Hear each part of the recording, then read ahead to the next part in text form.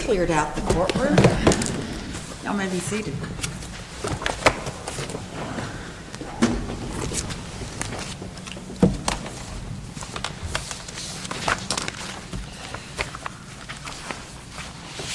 Okay, so are we dividing the time, same 15 to start, 5 and 20? Okay. So you know the drill. You see it yellow, you got 2 minutes. You see it red, finish your thought, but your time is up. At this time, I am going to call cause number 324289CV, Nutex Health Inc., Nutex Health LLC, and is it Typhon LLC versus Kyle ER LLC, Kyle Assets LLC, and Micro Hospital EPP LLC. If you'll please let us know who you are and who you're representing. Good afternoon, Your Honor. I'm Susan Kidwell, and I'm here for the appellants. Good afternoon, Ryan Green on behalf of the applicants. Okay. Ms. Kidwell, do you want to go ahead and come on up? You may proceed. May it please the Court. This is an appeal from an order denying a motion to compel arbitration. It's undisputed that the appellants, or the hospital administrators, did not sign the agreements that have the mandatory arbitration provisions. So the sole issue before this Court is whether the administrators can compel the hospital companies to arbitrate a dispute that is related to those agreements based on the doctrine of direct benefits estoppel. Now, the legal principles are surprisingly well established and essentially undisputed. There are 2 recognized bases to compel arbitration of a dispute involving non-signatories, and those are summarized at the top of a handout that I prepared and filed yesterday afternoon. And we're relying on both of these. Either one of these provides a sufficient basis to reverse the trial court's order and compel arbitration. The first basis is that a plaintiff can be compelled to arbitrate if it seeks and obtains substantial benefits from the contract with the arbitration provision. So that's one ground. And the other ground is you look at the claims that are asserted, and the claims have to be arbitrated if liability must be determined by reference to the contracts with the arbitration agreements. Now, the problem in this case isn't those legal principles, because those are Texas Supreme Court established law. The problem is that the facts are very complicated, they're disputed, and the parties disagree about how the law applies to the facts of this case. Would you say that additionally that there might be an extension here of this concept in this case? I don't believe that you need to extend any concepts, and I think that the argument I think that the concepts apply anytime you've got a dispute over whether to arbitrate between one party who's a signatory to an agreement and another party who's a non-signatory. So you're going to look at the same standard. It really doesn't, I don't think the court needs to do anything other than apply established precedent. I'd like to start with the actual agreements that we're talking about, because I think both the agreements and the parties' dispute are really going to frame the legal issue before the court. Can I interrupt you before Of you course. start with that? So it is true that Micro Hospital doesn't have a signed agreement. Is that correct? At the time? Only agreement with Micro Hospital is not signed. That's correct. Okay, so they don't have an arbitration. They don't have a signed arbitration Okay. agreement. The 2 signed arbitration agreements are the ones involving Kyle ER and Kyle Asset. And then I think that that's ultimately immaterial, because Micro has latched on. It's asserting exactly the same claims as the other 2 entities, and it's obtained some of the same benefits under the hospital agreements that the other entities have. And the agreements, as we'll see in a minute, that do have the arbitration agreements, they govern. In fact, that's the starting point of the hospital agreements on your handout. They generally govern the business and affairs of the hospitals. This is, at its core, a dispute about the business and affairs of Kyle ER, the hospital. And so that's really the first sort of governing principle. But I mean, if Micro Hospital says, hey, we don't even have an arbitration clause in our internal agreements, then how do you make them go to arbitration? Well, at the moment, Micro Hospitals is asserting all the same claims as the other 2. If the other two are required to go to arbitration, it wouldn't make any sense to say, well, Micro Hospital, you can stay away. They don't have any independent claims that are based on any sort of independent agreement. They essentially rise or fall with the other two. Their claims, to use sort of the arbitration lingo, they're inextricably intertwined with the claims of the other hospital entities. So if the other hospital entities are compelled to arbitrate, Micro is essentially coming along with them. And then let me ask about, because originally when, I guess Dr. Campbell brought the original suit, who is no longer a party, that's the party that actually was relying on the internal operating agreements to get the books from the hospitals. So, no longer a party, parties have realigned, hospital and the administrators are, suing, hospital suing administrator. So how do y'all claim that the hospital parties got a direct benefit, that they asked for a direct benefit under their own internal operating agreements? You're right, the hospital companies do not specifically reference any provisions in their complaint, in their petition. Dr. Campbell did, but that's not dispositive. How do you determine the question before you start with the hospital agreements? Yeah, they generally govern the administration. The second point, they've got specific provisions about the management of operations, administrative obligations, and authority to act. And all of this is my way of demonstrating to you that the hospital company's claims are in fact based on the hospital agreements. That's where we're going with this. Okay. I've given you a fair amount of language. You don't need to read it right now. Suffice it to say that these are member-managed entities, all three of them are, and they function by appointing somebody who's going to be the operations manager. And that operations manager is the person who is charged with operating the company and handling the administrative obligations. Again, at core, that's what this dispute is about. It's a dispute about the alleged mismanagement of the hospital companies. The second page really sort of draws this, I think sort of gets to the cusp of the problem. All three of the hospital companies appointed Dr. Vo to be the operations manager, so Micro did as well. Dr. Vo, then, he was the one who was charged with operations and administrative functions. He turned around and retained his own companies, the administrative companies, the two Nutex companies and Tyvan, to handle the operations and the administrative functions. So it's the operations manager, or Dr. Vo, who essentially provides the link between the hospital companies and the administrators, and who also provides the link between the hospital agreements and the administrators. If we keep looking on, the third point to know about the hospital agreements, they have a very detailed provision about books and records. I'm not going to read it to you, but it's there. This was one of the provisions that was specifically cited by Dr. Campbell when she requested documents and ultimately filed the original lawsuit. The current claims, you ask how are they still based on it, they don't cite this provision, but they are seeking damages for the alleged failure to produce books and records. What we'll see is the only duty to produce books and records comes right out of the hospital agreement. On the next page, the fourth key provision in the hospital agreements that's applicable is there is a limitation of liability for a, quote, person who is or was a company functionary. And the handout cites the language. It basically says there's no liability for a company functionary if they acted in good faith, they exercised reasonable, prudent care, and they acted in what they thought were the best interest of the company. Why does this provision matter so much? Because company functionaries are defined to include any agent or person, and a person is anybody, who is or was serving at the request of the company.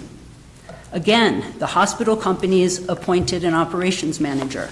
The operations manager engaged the administrators to provide administrative functions. Under the hospital agreements, the administrators are company functionaries, and they are protected by this contractual limitation on liability. And then, of course, the fifth thing to know about the hospital agreements is pretty obvious, but they do have mandatory arbitration provisions. Now, the hospital companies say this dispute has nothing to do with the hospital agreements. Instead, they say that it has to do with the service contracts, and a lot of their brief just keeps talking about the service contracts. Really, three things that are important about those. First, there aren't any. There aren't any active written agreements between the hospital companies and the administrators, and what the record shows is that there was never a written agreement involving either of the Nutex entities, and the written agreement for Tyvan expired in 2020. So all this talk about how this dispute is all about the service agreements, it's hard to make that true. There is a copy of the expired service agreement with Tyvan that's in the record, and I've given you the site to it, and it concerns coding, billing, and collections. Doesn't have anything to do with the general management or administrative or other support services that were being provided by the Nutex entities. So again, it just has to do with this one part, and it expired in 2020. And finally, there is a provision on records that is cited in some of the briefing that comes from the Tyvan agreement. But if you look at that provision, you'll see that it has to do with patient records. It talks about protecting the privacy of patient records. It talks about complying with HIPAA. It doesn't say anything about the company's books and records, and that's why Dr. Campbell, she's not talking about patient records, she's talking about company books and records. That brings us to the dispute. It's very complex. I'm going to try to make this really quick because I do want to get to the key, which is page 5 of my handout. The dispute, I think one thing for the court to keep in mind is that you need, for purposes of applying direct benefits estoppel, to look at the entire dispute. You can't just look at what they've currently pled as claims, and the reasons why will become more obvious. As the court knows, the dispute started with Dr. Campbell's demand for books and records under the hospital agreement provision we just looked at. Then she sued the hospital company. For the hospital companies individually, she also stepped into the shoes of the hospital companies to sue the administrators. So she was both suing the hospital companies and suing on their behalf. Administrators promptly moved to compel arbitration, but before that motion could be heard, the hospital companies passed some resolutions, and they changed operational control from Dr. Vo to Dr. Campbell, and they authorized entry into the lawsuit. So they were going to hire attorneys to defend the claims against them, and they were also going to assert counterclaims. So that changed things a bit. Immediately after filing the cross claims against the administrators, the hospital, or Kyle ER and Kyle Assets more precisely, obtained a TRO that ordered the administrators to recognize that their services had been terminated, and also ordered the administrators to produce the books and records that had been requested under the hospital agreements. So that is one of the direct benefits that the hospital companies got. They were able to compel performance under the hospital agreements, which relates to the direct benefits estoppel argument. Would they have been able to obtain those documents in the absence of that agreement?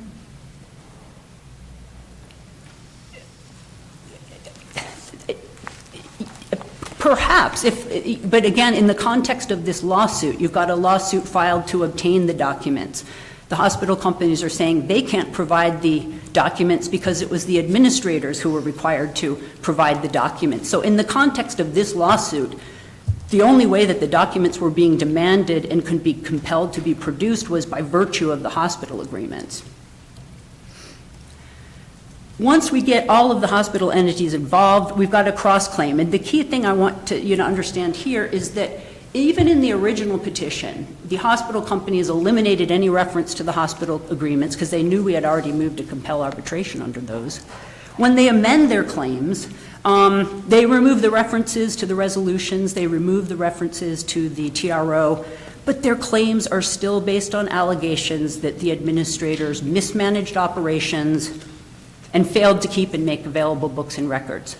Those two duties, as we saw, come right out of the hospital agreements. The rest of the dispute, I'll just skip over it because I want to get to the argument proper, but obviously we moved to compel arbitration of the cross claims, and that motion was ultimately denied. And Dr. Campbell had dropped out by that point. The core of this is all on page 7, and I hope it will be clear if you look at the contracts and if you look at the actual pleadings in the case. The first ground for direct benefits estoppel is that the hospital companies have sought and obtained direct benefits using the hospital agreements.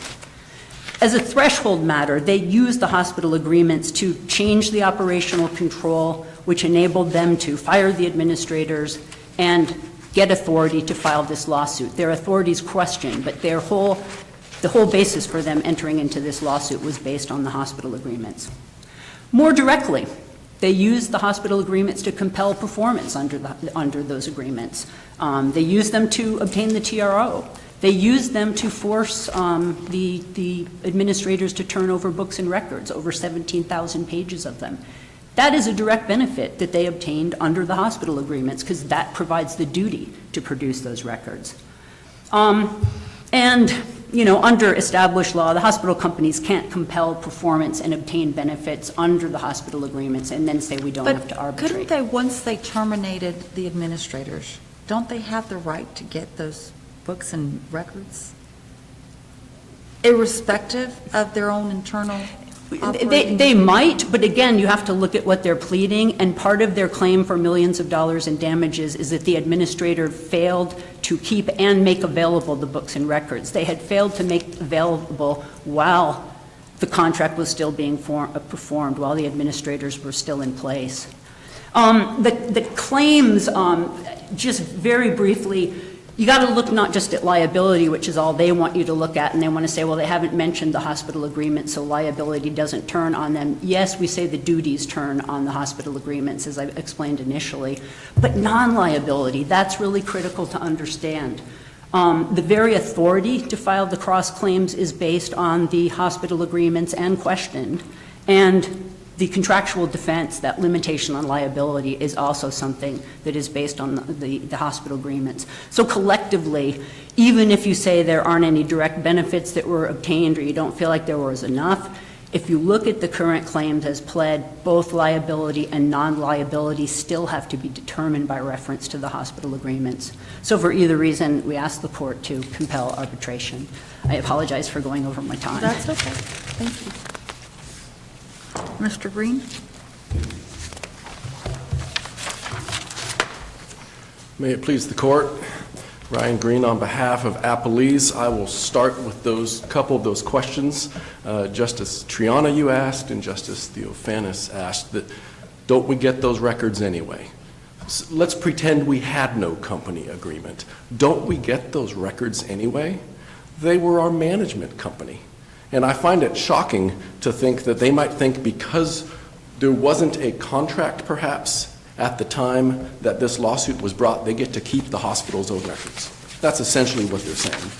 When we requested the TRO, and we being the hospitals, not Dr. Campbell, when the hospitals requested the TRO, that was not based on the internal company agreements. It was based on those records are ours. Now maybe there are express contracts. If there are express contracts, then they would be ours under those contracts. But let's say the contracts have expired or were never entered into. We weren't in control when those contracts would have been signed. That was out of control. And when I say we, now I'm talking about the members, the initial dispute.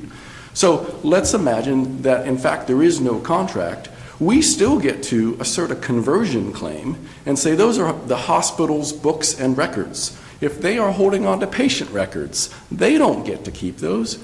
We get those. If they are holding on to money that belongs to the hospitals, they don't get to keep those. We get those.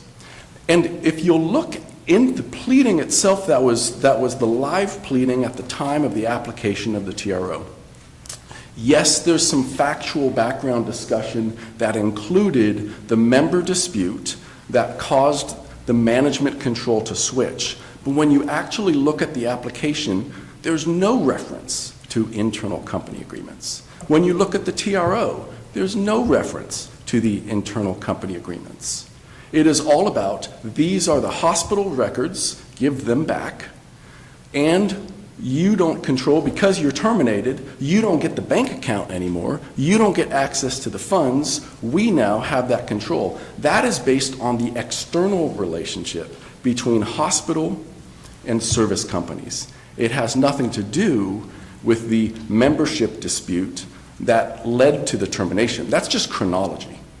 Yes, there had to be a management switch internally for the decision to be made to terminate those service agreements, but the Texas Supreme Court has made clear that even a but-for situation like that is not enough to get you there on direct benefit estoppel. We have to actually seek the benefit of the contract with the arbitration clause in our dispute with the non-signatory, and we simply did not do that at the time of the TRO, and we are not doing it now. So appellants, they keep trying to put all of these allegations into one big dispute. It's not. This is legally a separate dispute, and of course it is. Of course we're not suing them based on their breaching our internal agreements. No company would do that. You can't sue a third party and say they breached our internal agreements. They're not party to that. They're not a member of those. They're not a designated manager under those agreements. They have no rights or obligations under the company agreements. So of course we're not suing under that. We're suing them based on the external relationship between the hospitals, the plaintiffs, and the service companies that are third-party administrators whose job was to administer the hospitals. Yes, Do Your you Honor. agree that, the only service contract that you have is with Tivan or Tivan, or however you pronounce it? And if so, what breach of contract are we talking Right. about if there's not a service agreement? between the two? I can't say as a matter of fact that there are no other contracts, but yes, in the record, all we have is that Tivan one. Because remember, we were dependent on the other parties to produce the copies of the contracts. We have not received any other contracts. And so the answer to that question is there is a breach of contract claim under express contract, but there are also implied contract claims. Quantum merit, money had and received. And so even if there's no contract and then our breach of contract claim, they can just come in with a defense saying, well, you lose on the first prong of a breach of contract claim. There's not even a contract. Well, then we would fall back on our implied contract claim, which is, okay, even if there is no contract, as the third-party administrator, you had implied obligations not to mismanage the hospital, not to steal hospital funds, not to retain hospital records. It's a similar issue as I read the Steer Wealth case, which was out of the Houston Court of Appeals in 2017. The court held that direct benefits estoppel did not apply. There were two contracts at issue. The first one was a written contract with an arbitration clause, but the plaintiff said, we're not suing under that. We're suing our financial advisor under a separate contract. And it wasn't clear that there even was a separate written contract, but the court referred to it as an alleged contract, and that was enough to get it out of direct benefits estoppel, where there was a written contract over here that had an arbitration clause. So let's take a right turn and talk about, because the parties are in arbitration right now, as to, the question whether the removal of the administrators is valid or not. The internal dispute, yes. Correct. So doesn't the question of whether the hospital companies can sue them for breach of contract depend upon the resolution of that question? No. No, it does not. That is, let's imagine that they won. Let's imagine Yes. they won in the arbitration. They would then get to take control back of the companies, and then they could make the management decision to stop pursuing this lawsuit. But that would not have the impact of saying, therefore, they didn't mismanage, therefore, they didn't hold on to funds. They would just make the management decision to stop pursuing this. But our claim is independent of who has the control. What happens in the arbitration will simply decide who gets to control the company going forward and how will that control manifest itself in the pursuit of this particular lawsuit. It has nothing to do with liability or non-liability. Is there a contract? Was it breached? Are we damaged? The management dispute, the internal dispute, is completely separate from those questions where we're looking just at the work the service companies did in operating in their third-party administrative role on behalf of the hospitals. So is your ability to bring the suit a question of standing, like the administrators claim that it is? They are raising a standing defense in this case based on the management dispute. There are 3 reasons why that non-liability issue does not cause direct benefits estoppel to apply. One of them is a very easy one, and that's waiver. You can look below in the trial court, and you're not going to find a non-liability argument. You're not going to find a company functionary argument. You're not going to find a business judgment rule argument. That's something that came up on appeal, and so that's waived for purposes of this. But let's set aside the waiver issue. Number 2, lack of standing is an affirmative defense. That is not our burden. That is theirs. And there is no case law that suggests that we can be thrust into arbitration based on direct benefits estoppel due to the other party's affirmative defense. And here's why. The whole concept of direct benefits estoppel is based on the plaintiff's conduct. We're going to stop you from rejecting the arbitration. An affirmative defense is not our pleading. That's their pleading. You can't drag a plaintiff into arbitration based on a defense that the defendant pleaded. And that's why there's no case law saying that affirmative defenses qualify as, quote, non-liability. The 2 Texas Supreme Court decisions that have talked about non-liability, they were situations where really the Texas Supreme Court was looking at the claim and saying, what the defendant is arguing really goes to the actual heart of the claim, not a separate defense. And so, for instance, the obvious one, implied warranty. In the Lennar case, the plaintiff asserted an implied warranty claim on construction related, and the defendant said, yeah, but there's an express warranty that applies. And the Texas Supreme Court looked at that and said, an implied warranty is, quote, as much a part of the writing as the express terms of the contract. In other words, it was saying that's not just some separate defense, that goes to the heart of the actual case on whether there was a breach of implied warranty. You have to look at the contract. The contract that was at issue, that had the arbitration clause, that's not the case here. All we look at is the relationship between the external relationship here. We don't bring in the internal company agreements because that's an affirmative defense. Now, that's the second reason why the defense raised by the defendants does not get you there on direct benefits. The third reason is they have no standing. They have no standing to raise our internal company agreement. Remember, they're not a party to that internal company agreement, and they're not a third-party beneficiary of the internal agreements. They certainly haven't pleaded, alleged, or briefed that they're third-party beneficiaries. And the legal result of that is that they can't complain about, hey, you don't have corporate authority for the decision you made to terminate us. They don't have standing to do that, so it's not even a valid defense for them to raise in the first place. Well, why can't they rely on the limitation of liability provision in the Kyle ER operating agreement as a defense? And if they can rely on that, then doesn't that mean that the arbitration provision should apply also? They cannot rely on it. Again, the same reasons. Number 1, waiver. Number 2, that's affirmative defense. And number 3, lack of standing. And so the question that I believe you're posing, Justice Triana, is if the company functionary definition is broad enough to cover the service companies, don't they get the benefit of that, right? And so that is basically saying that would be holding that they are a third-party beneficiary, because that's the only way they can enforce that provision.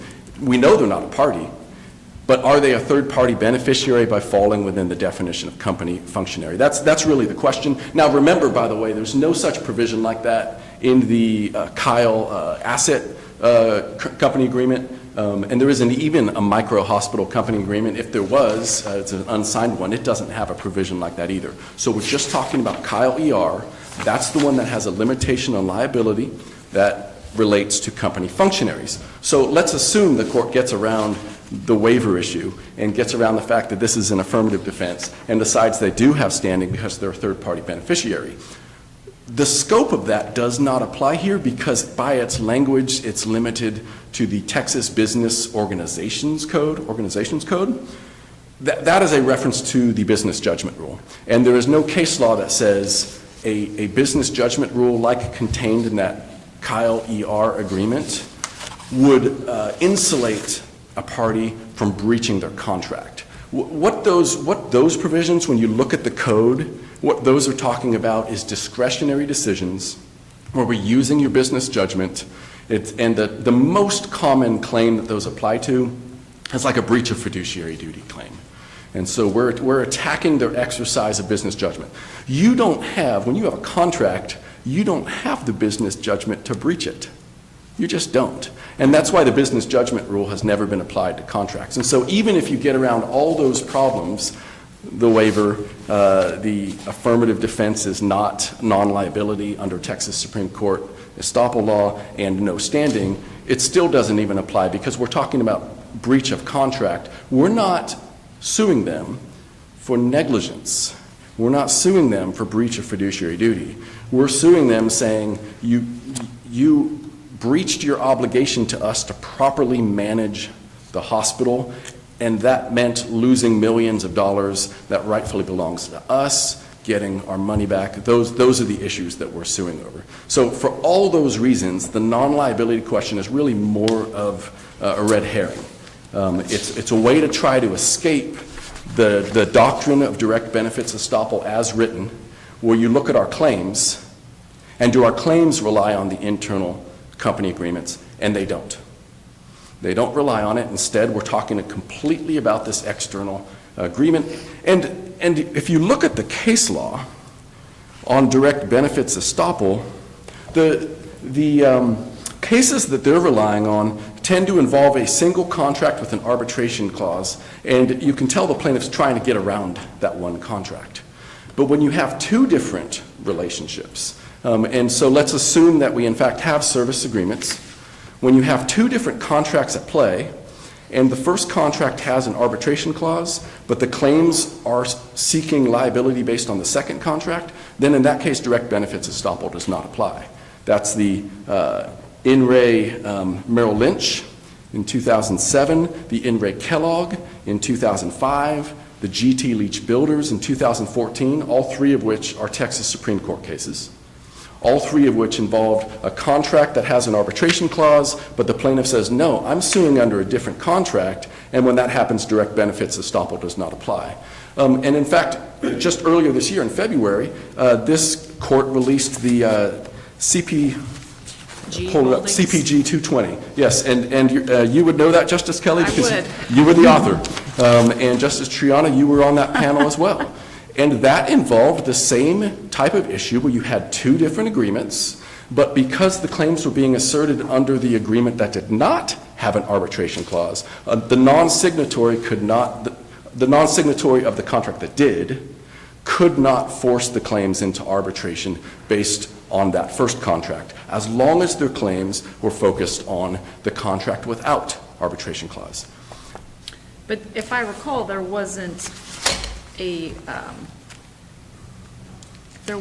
claim of, the dispute was over whether or not the arbitration clause applied, not whether or not direct benefits estoppel would compel them to have arbitration. There were two parts of the opinion. The first part was talking about, well, does the court decide this question? Right. And the court ruled that, yes, the court decides this question under the Jody James case. But then this court moved on to the question of, do they have to arbitrate, the actual merits of it? And you're absolutely right. This court did not talk about direct benefits as far as this is what applies. We're asking a direct benefits question.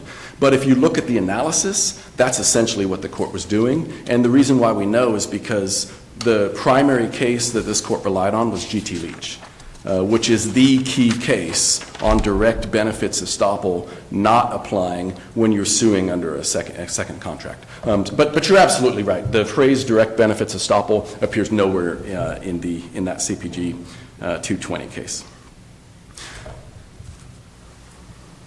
So all of the liability issues, that's on the external relationship, not on the internal. And on that point, One of the things that appellants just argued is, well, there are no provisions that require us to produce records. And I talked about that right up front. Well, of course we get those records. There are records. But the other answer to that is, well, that's a merits question. Maybe it turns out that we do not have a good claim against them under our external relationship. Well, then we'll live and die by that. We are not going to be litigating. We get books and records based on these internal company agreements they're not a party to. We're going to be living and dying based on, in the external relationship we have, whether it's a contract, an express contract, whether it's written, whether it's oral, whether it's implied, whatever the relationship is, we're saying based on that relationship, you owe us the duty to give us our records back, to not mismanage our money, and basically not lose our money. That is all on the external side. That is not a direct benefits estoppel case. I think so much of the briefing back and forth felt a little like ships passing in the night, where there was so much allegation against us about how this is all just one dispute. That's a concerted misconduct estoppel claim. And the Texas Supreme Court in the N. Ray Merrill Lynch said there is no concerted misconduct estoppel claim in Texas. And so what they're essentially trying to do is taking facts, the square peg of facts of concerted misconduct, and trying to stuff it down the round hole of direct benefits estoppel, but it doesn't fit. This case does not fit direct benefits estoppel, period, end of story. This is not a direct benefits estoppel case because we're relying on contract, whether express or implied, that has no arbitration provision. Certainly, Micro Hospital doesn't have one. And so with all of that, we would ask the court to affirm the denial of the order to compel arbitration. And if there's no other questions, I'll finish up. Thank you. All right, thank you so much. Ms. Kidwell?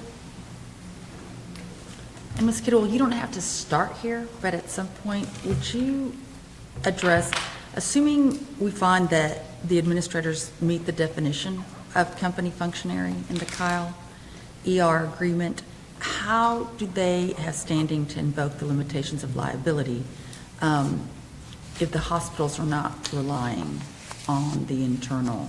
And I understand the answer is, but no, they are relying on the internal to get the, I get that. But short of that, how do the administrators, assuming we agree that they would be company functionaries? Assuming you agree, the administrators are defendants, so they don't need standing to bring claims. They are defending against claims that are brought by the hospital companies. The hospital companies need standing, and to be honest, I think that there's a question about whether this is really a standing issue or an authority issue. The briefing cites cases that talk about that complicated distinction. Clearly, we have raised it as a defense that they don't have authority to be bringing these claims because their authority derives from the resolutions, which gets you into all of the provisions in the hospital agreement about what's a majority in interest, who was allowed to vote, all kinds of factual disputes that the court doesn't need to decide. The only issue before the court is who decides. But because the questions that need to be decided are so entangled with the hospital agreements themselves, that is why it is our position that arbitrators need to decide. So it's not, I don't think that we need standing to raise a defense. You can always defend a claim by saying they have standing or authority to bring it. That is a defense that we're entitled to bring. And in this particular case, we've got a specific contractual defense that we can certainly raise. It's one that goes to company functionaries. Again, I think what's key is the hospital companies act through the operations manager who then hired the administrator. So it's not like there are two separate disputes and you can just carve out, there's only one contract that governs this half and there's only one contract that governs this. It's all linked because of the way the hospital agreements are set up. And I would say it's also all linked because the hospital agreements are agreements. Just look at the handout, the basic provisions. They're designed to govern the affairs and the business and affairs of the hospitals. They're all about the management and administrative functions. And they now try to say, oh no, this is specifically about a breach of either an express or implied contract. There are no express service contracts. If there were implied contracts, we don't know what terms are, and again, I urge you, look at their pleadings. You'll find that they're very vague, they're very sparse, but there's nothing at all specific that can be tied to any express or implied service agreement. It is a generalized complaint about mismanagement of the hospital. Provisions in the hospital agreement deal with administrative and managerial functions, give them to the operations manager who gave them to the administrators. This dispute is nasty, but it is all balled up with the hospital agreements. And I guess in a related point, this attempt to distinguish between internal and external disputes, I mean, again, that can't be reconciled with the plain language of the hospital agreements themselves. They are designed to govern the administration of the hospitals. This is a dispute about the administration of the hospitals. You know, so, I mean, I would say that that's an important thing. Direct benefits estoppel, they've emphasized that we don't meet it because they're essentially taking issue with the idea that they got direct benefits. And I realize, I don't remember which justice asked the question, but like, couldn't you have gotten the books and records anyhow?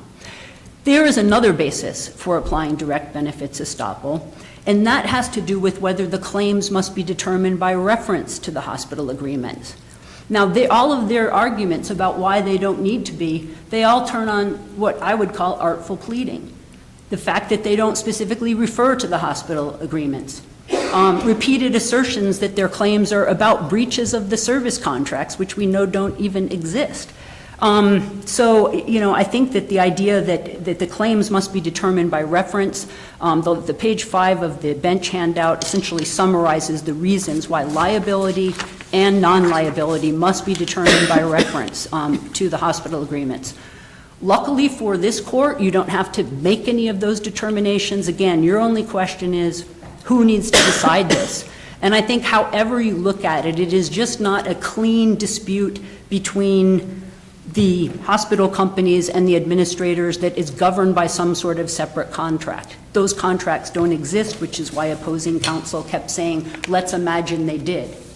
It's not up to this court to imagine, it's up to this court to look at the agreements that do exist, compare those to the vague and generalized allegations about mismanagement of the hospital, and I think that then you will find that this is a situation where arbitration should be compelled. And unless the court has any questions, I'll give back 13 seconds. Thank you very much. Thank you very much, Your At Honors. this time, cause number 324-289 CV will be submitted. Thank y'all. Y'all are excused.